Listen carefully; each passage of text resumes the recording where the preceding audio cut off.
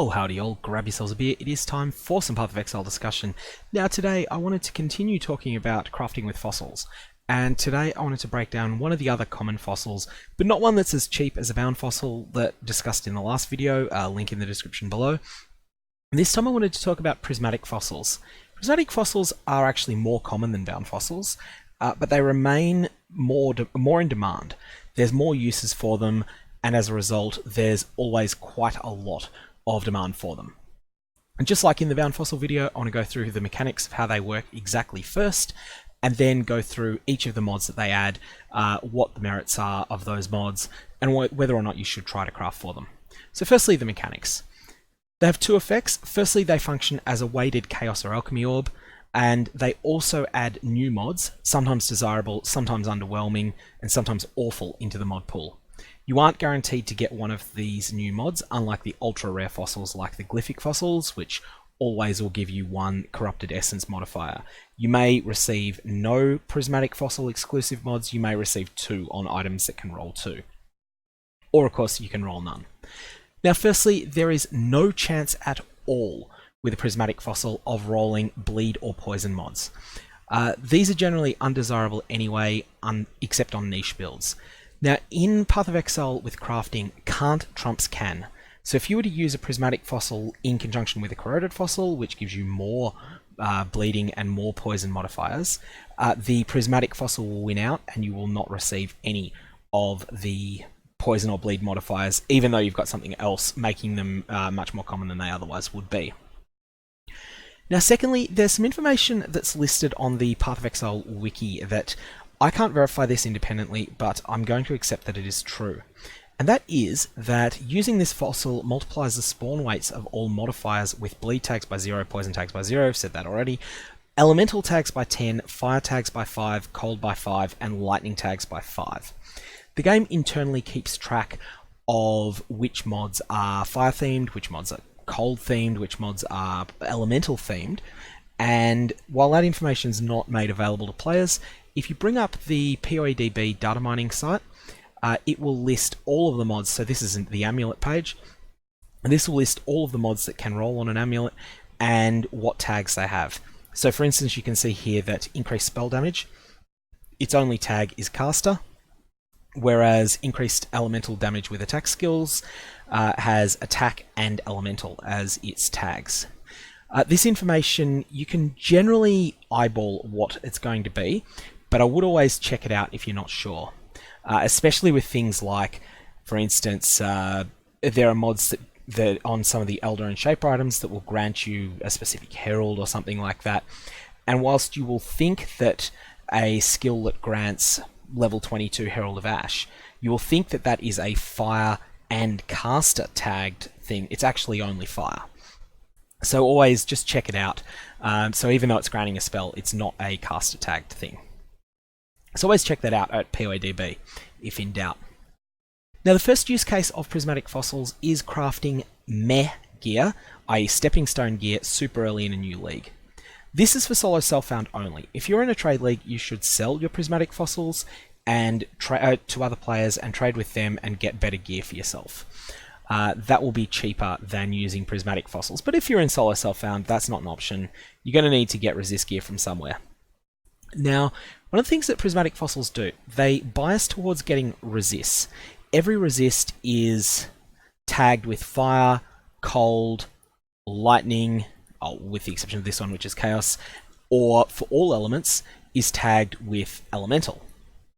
And so this means that you have a good chance of getting any individual resist is much more likely to roll on an item that's been hit with a prismatic fossil than it is to roll on an item that's been hit with a chaos or an alchemy orb.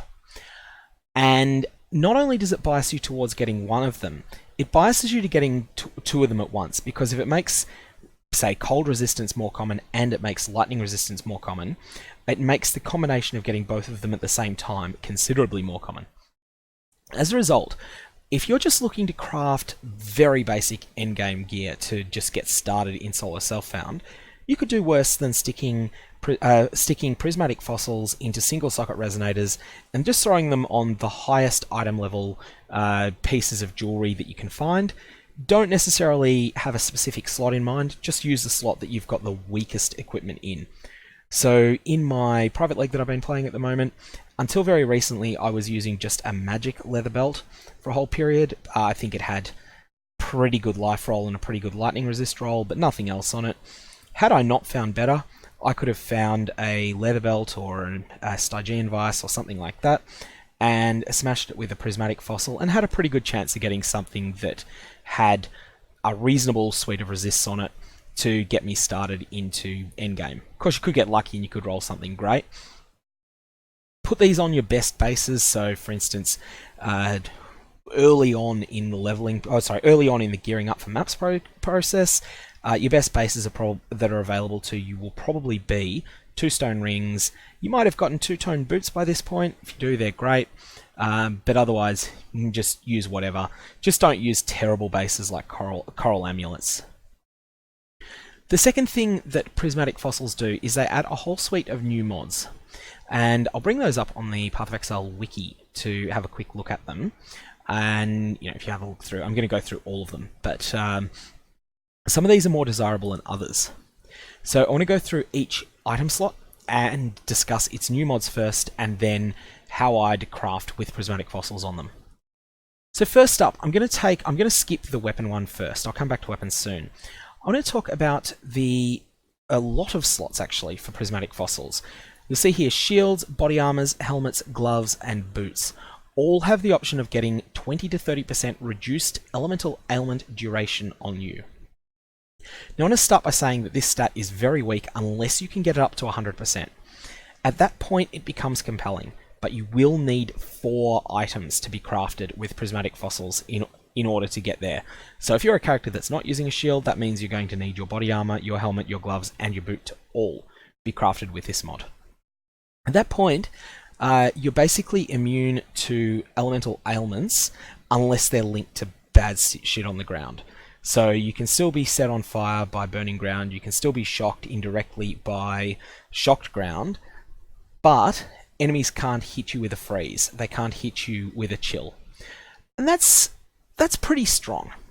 However, I feel the opportunity cost of this mod is too high. For that reason, the only situation in which I recommend using prismatic fossils on these slots is when you're really desperate to roll resistances and you're willing to tolerate that you're going to wind up, some of your suffixes are going to be filled with this pretty mediocre mod.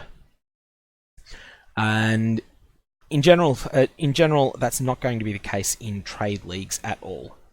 I don't feel that there's any good reason to use prismatic fossils on those slots for most people. Your situation may vary. Second, we're going to talk about weapons.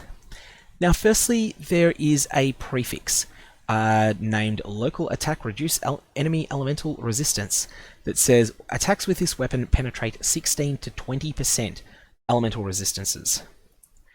Now, this one's interesting. This is a considerably higher tier roll than you can get via other means. So for instance, the crafted version of this mod caps out at about 15 or 16%.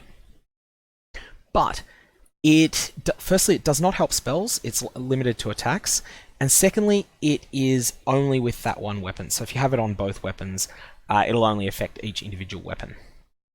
The problem with this mod is that it's a prefix, and any weapon that is trying to do elemental damage is like the opportunity cost of locking up one of your prefixes on this elemental penetration roll is too high to justify this in most situations. I feel that whilst this mod will help you, and if you can't get better, by all means use it, I think you'll find that you would be better placed using something else instead. Now, there is also another possible roll that you can get on weapons that is a little bit more juicy, and that is the subterranean prefix 40 to 60% increased elemental damage on one-handers, and 80 to 120% increased elemental damage on two-handers. This is better. This is not an absolutely outstanding mod, but it's still pretty damn strong, and it's something that you will consider using. However, What I think is really good with prismatic fossils and weapons is the ability to bias your other crafting, and in particular, certain weapons, and I'll take daggers as an example that can roll this. Just make sure before you actually start rolling, make sure that this exists. There is a shaper mod for that is item level 85 required that gains 16 to 20% of elemental damage as extra chaos damage. This is incredibly powerful. There are all sorts of shenanigans that can be used with this and damage conversion. But basically, the short version of it is, if you deal 100 lightning damage to an enemy, convert all of that into cold damage and convert all that cold into fire, and you can't quite convert all of it, but let's just assume you can to make the maths easier. It's not going to just give you 20% of the final 100 fire damage. This mod is going to give you 20% of the 100 lightning, then 20% of the 100 cold damage, then 20% of the 100 fire. Even though the monster doesn't actually take that cold damage or that was the intermediate step, or the lightning damage that was the original step, they will still get the extra 20% from this mod. And I'm saying 20% because if you roll this mod, you are going to be divining it to 20%. You're not going to leave it at 16%. It's too strong for that. And the other thing that's particularly good with this, it has both the elemental and the chaos tags. And that means you can use aberrant fossils to bias even further towards it. So aberrant fossils give you more chaos modifiers at the expense of no lightning modifiers. This is not considered a lightning modifier, this one here, and so you can use that to bias heavily towards it. Now that is available on scepters, it is available on daggers, it is available on wands. However, I would make certain, if you're considering rolling any other type of weapon, I would ensure that you check that whether or not it's available first, because I didn't check every other type. I know it's not available on claws, and I know it's not available on axes. I didn't check all of the other possibilities. And so that's for one-handers. Two-handers, I'll let you check that as well, and that you can do on the PoEDB side. Now, the other thing that's interesting here, and this is a brief aside as to the mechanics of sanctified fossils as we understand them. Sanctified fossils can be used to roll an item and bias its mods in such a way that it is biased towards higher item level required mods, so higher level mods. We don't know the ins and outs of how these work. However, it is my hypothesis that the fact that you are making higher level mods more common on a sanctified fossil makes these mods, the ones that become available at item level 1, it makes them much rarer. As a result, given that I don't think most builds that are going to consider using prismatic fossils on weapons are going to be interested in this attacks with this weapon penetrate 16 to 20% of elemental resistances mod, if you're using sanctified fossils as well, you're making that mod, I believe you will be making this mod considerably less likely to roll. And so that's something to keep in mind. You're going to want higher tier rolls anyway on any sort of caster stick, so that's something to just think about in terms of how you're going to be crafting your weapons.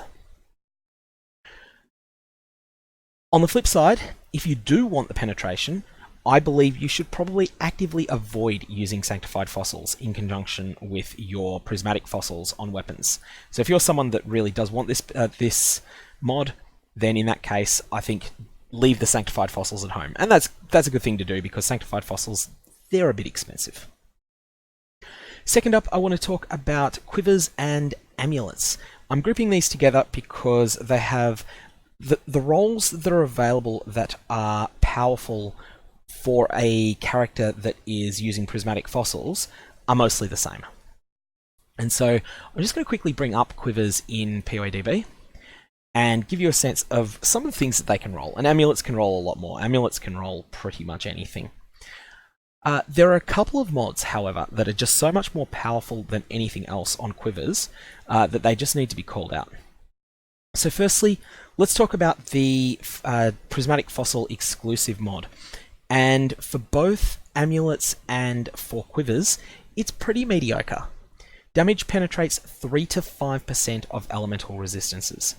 Now, Elemental Penetration is a very good mod if you're dealing primarily elemental damage. However, 3 to 5% is just not very much of it.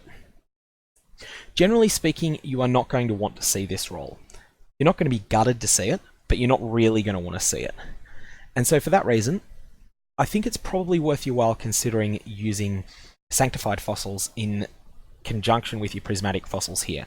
And the reason for that is going to get even clearer when we look at the other big one. Increased elemental damage with attack skills.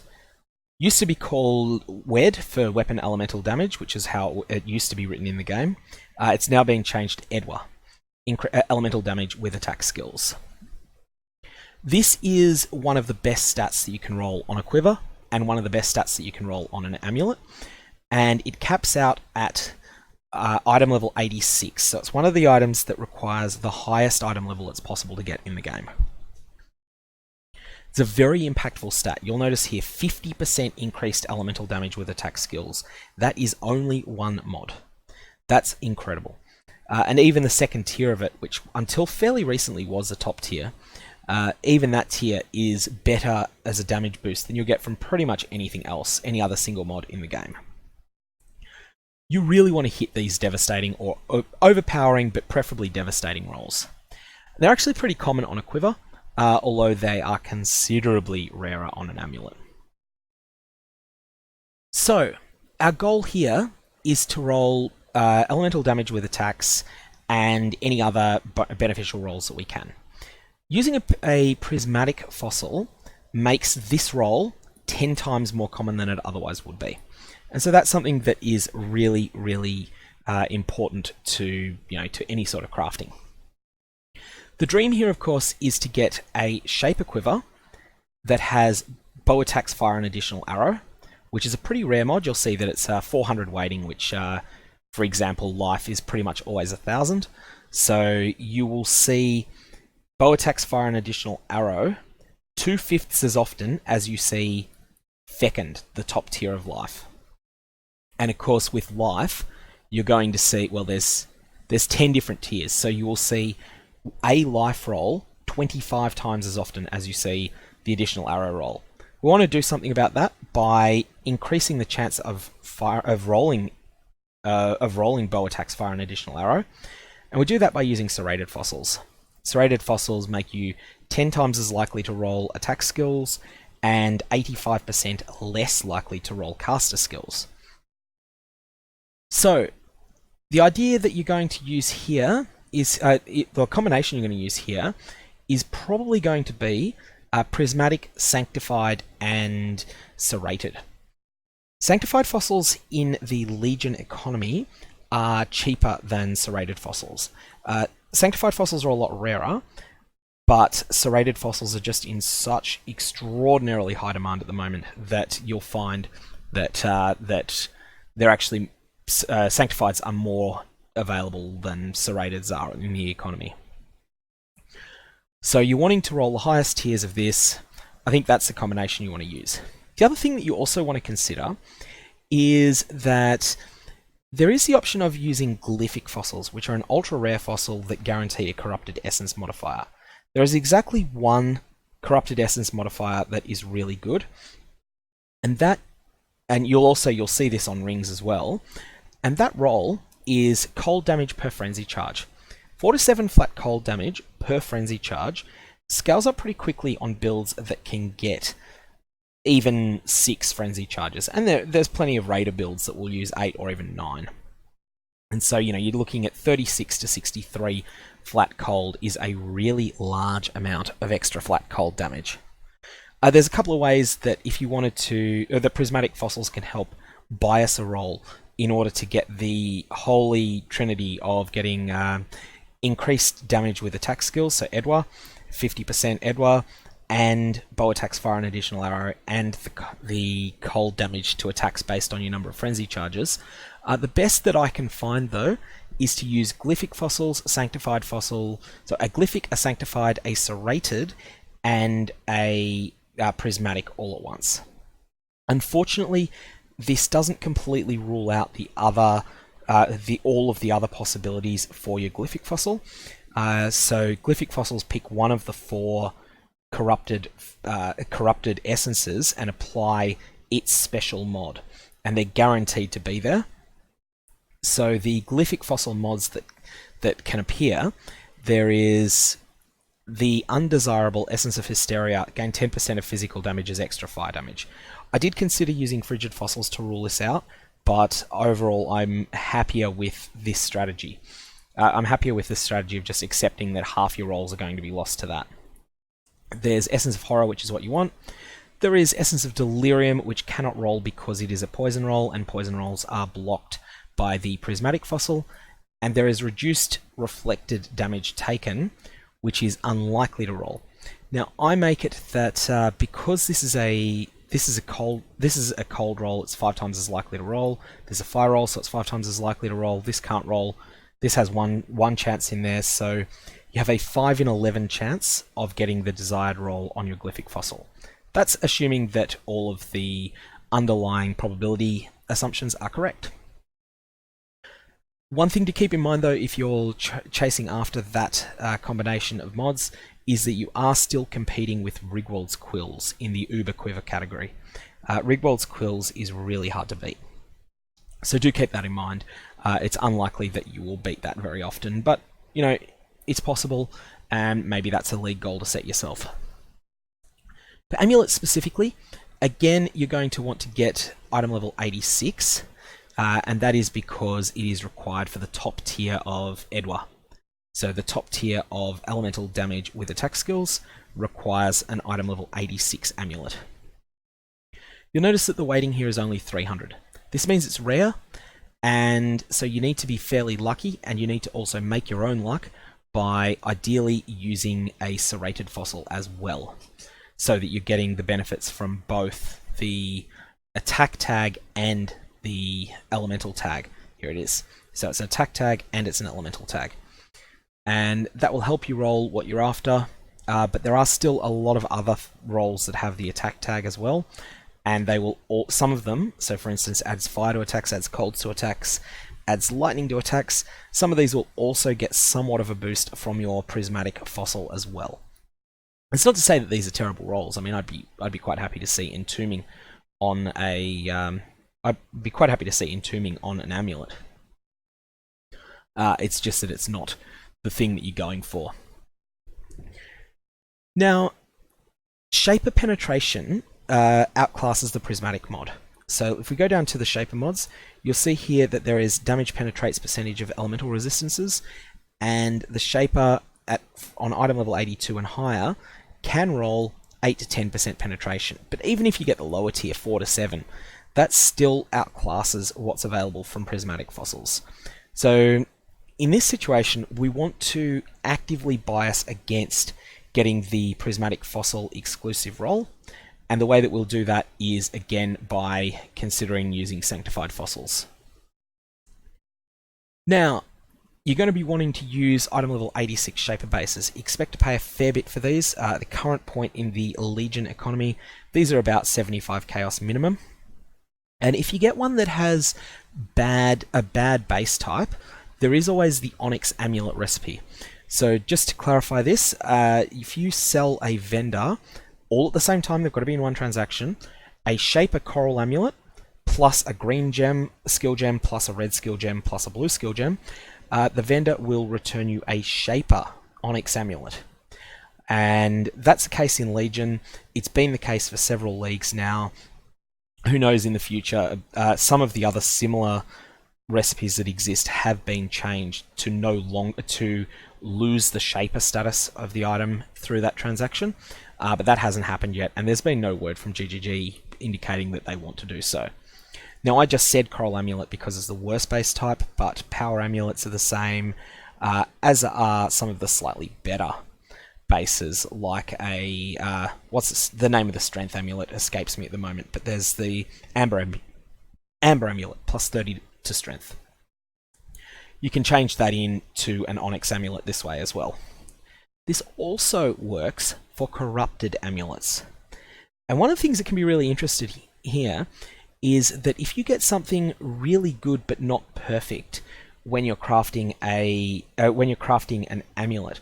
And this applies for really for any shape or amulets that you might be crafting at any time. You get something that's great and that isn't perfect, you can craft it a bit further and then val it.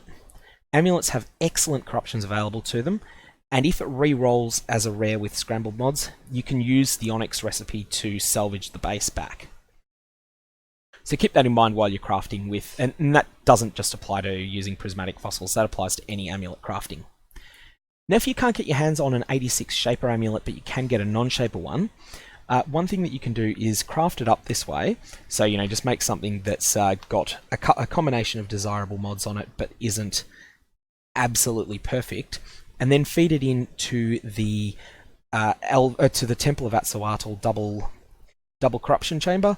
You might get lucky and get 2 good corruptions, but if the temple scrambles the mods on the item, it will turn it into a Shaper or Elder item as well. This is one of the possibilities, and then if that went Shaper, well, you've got something else that you can use in future Onyx recipes as well.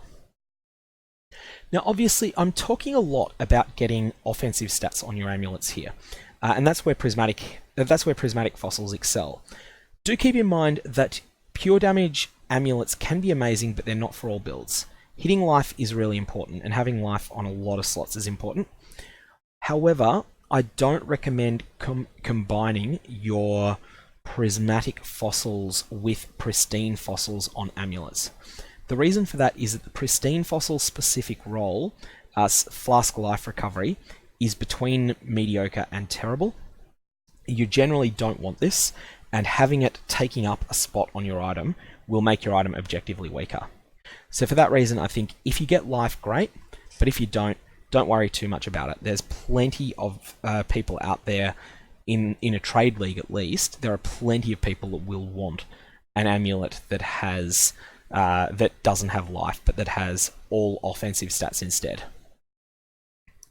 Okay, so that's all we've got for quivers and amulets. Let's turn now to belts and to rings. And just jumping in quickly to belts. Belts have very, very, very good mods. What we get here, with the prismatic fossils, the unique mods on the belt and the ring are 25 to 30% increased elemental damage. This stacks with elemental damage with attacks, so Edwa. And also, by virtue of using a prismatic fossil, you have bias towards rolling Edwa as well. So for that reason, prismatic fossils are very popular to use on belts and on rings. Now, what you're going to want to get as well, if you're going to be rolling belts or rings with this strategy, you are also going to want to add a single element fossil. So this could be a frigid fossil, which gives you 10 times as many cold mods plus unique cold mods and removes all fire mods from the pool. Or it can be a scorch fossil, which is the opposite. Or it could be a metallic fossil, which gives you more lightning and no chaos.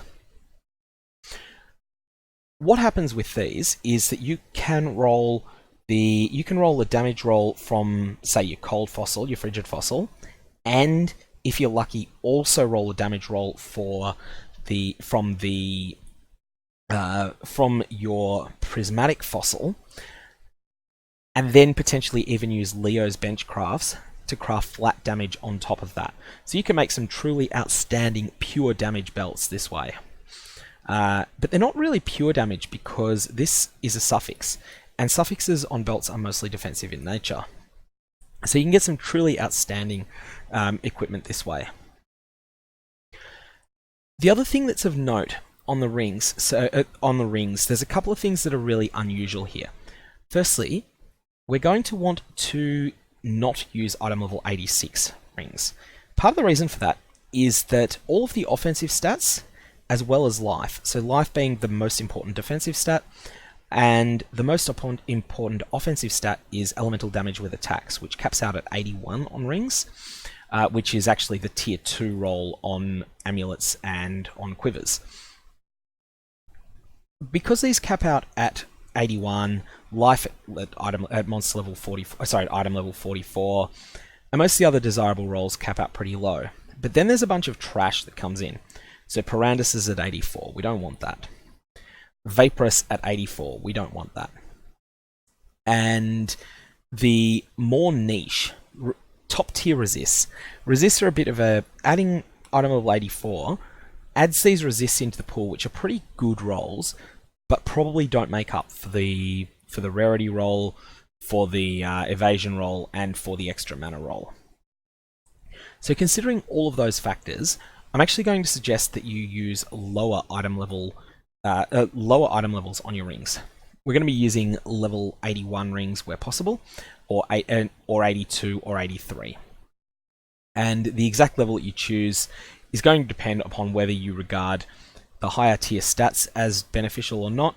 I think that generally speaking they're not so great, and also can depend upon whether you want increased spell damage, because I've been focusing on attack builds here, but you may decide that you want to, that you can roll caster gear with this setup as well. Lastly, there is the increased melee damage on the Elder, which is a very good roll, and something that you definitely will want if you're playing a melee build. So, for that reason, don't worry about getting the highest item levels on rings. Look for specifically 81, 82, 83, or 84 if you need to fill out resists and you're willing to sacrifice some chance of rolling the best offensive rolls. There is also the Cold Per Frenzy roll again, just like Quivers, which is niche, but is objectively strong and is available from Essences of Horror. Here I'm going to suggest that you roll Frigid plus Glyphic plus Prismatic plus Serrated if you want that mod, and you should hit Cold Per Frenzy 98% of the time as your Glyphic or as your Corrupted Fossil mod, and have a good chance of getting an elemental damage with attack rolls. Unfortunately, you can't bias it towards higher tier elemental damage with attack rolls, and the reason for that is that we're using a Frigid Fossil to add the item level 1 cold damage, and a Prismatic Fossil to add the item level 1 elemental damage. That adds up to more benefit than biasing it towards the highest tier, so towards overpowering at the expense of catalyzing and infusing. At least according to my understanding of how I believe the Sanctified Fossils work. So don't use Sanctified Fossils if you want to hit that combination. Lastly, we have Jewels. Jewels are an interesting one. Jewels are fascinating because they have a lot of roles that that they have different combinations of roles that you would desire on different builds. Now, firstly, the delve-specific mods are pretty weak. Prismatic Fossil gives 1% elemental penetration. Now, that's better than nothing, but compared to some of the excellent prefixes that it's taking up the space of, say for instance 15 to 18% critical strike multiplier with lightning skills, 1% penetration is just so much weaker than that you really don't want to see it. Where Prismatic Fossils really help though is in amping up the chance of getting these powerful double resist mods. It's becoming more popular to try to get a lot of your resists from Jewels these days. The reason for that is that there have been more and more powerful offensive stats that have been added to equipable items, and you need to get your resist from somewhere. It's generally speaking, seems to be one of the lowest opportunity cost places to get it, is to get a fair bit of it on Jewels. And Prismatic Fossils certainly help you roll resists on Jewels, but they also do that whilst leaving lots of good rolls available as well. So, critical strike multiplier with elemental skills. There's the weaker critical strike chance with elemental skills, which is meh. All resists, of course, which is also very good. And the other thing that's the case with Jewels is that often Jewels can roll a total mixed bag of stats. So for instance, you can get a life roll, you can then get a damage with maces roll, and you can get critical strike multiplier with lightning skills. Now it's pretty hard to find a build that wants all of those. Now a smite based character that's crit would, but it's pretty rare to find that, and you can get even more divergent combinations on items. As well as that, there's a bunch of just pretty weak mods in the jewel pool as well. Using a prismatic fossil blocks out a lot of the other mods that could roll, and in that sense it can make it more likely that you'll get a juicy combination. So for that reason, I think that prismatic fossils are an okay option on jewels. What I would suggest you do, if you're looking to use prismatics on jewels, something that's worth considering is going prismatic and a metallic fossil. The reason I'm specifically calling out the metallic fossil is that it adds more lightning modifiers but does not reduce cold or fire chances. This really heavily biases towards getting lightning specific rolls, but it still leaves the double resist intact. And here I'm looking at Abyss jewels, but the same sort of thing comes into effect for non-Abyss jewels as well. This combination is good for rolling lightning specific jewels for characters. And so here you'll see what's available on the Abyss jewel side, and on the classic jewel side you find critical strike chance, yeah, that sucks. Critical strike multiplier is nice. Increased lightning damage is nice. These mods are pretty weak, but there's a fair amount of bias towards good rolls. Crit chance for LE skills isn't so great. Crit multi for elemental skills is good. Single resist, double resist, all rares, all these sorts of things there is a bias towards. So that's something you consider, but ultimately you might find that prismatic fossils are just a bit too expensive to use on jewels. In any case, that's all I've got for the moment. If you've got any questions, definitely fire away. And otherwise, have a good one. The next jewel that I'm intending, the next fossil video I'm intending to put together will be looking at one of the other cheap fossils. I haven't worked out which one yet, possibly the aberrant fossil, which I did touch on a little in this video, but that's to be decided. If you want to get a heads up when that's out, you can always subscribe and set your notifications as you want them. Just subscribing will make me appear in your YouTube homepage every now and again. Subscribing and hitting the bell will cause you to get spammed every time I post a public video. You will get an inbox notification, so just pick whatever level works for you. Otherwise, have a good one.